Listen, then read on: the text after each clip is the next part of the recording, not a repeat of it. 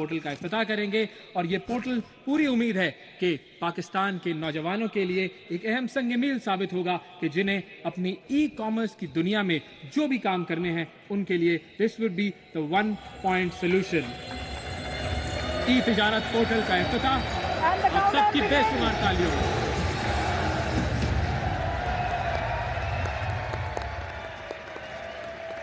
और इसी के साथ अब हम दावत देंगे वजीर आजम पाकिस्तान जनाब इमरान खान साहब को कि वो यहाँ पर आएं और आप लोगों से खिताब करेंगे। Thank you sir.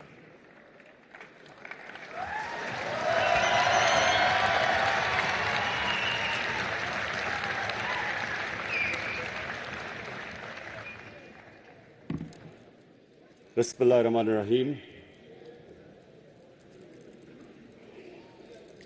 उन्होंने कहा था कि सबसे ज्यादा सेंटेंस मैं कौन सा यूज करता हूं?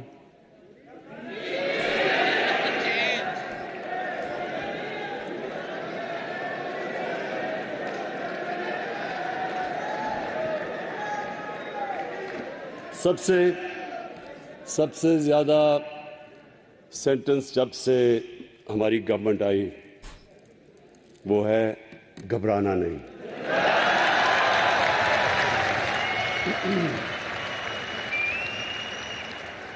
उसकी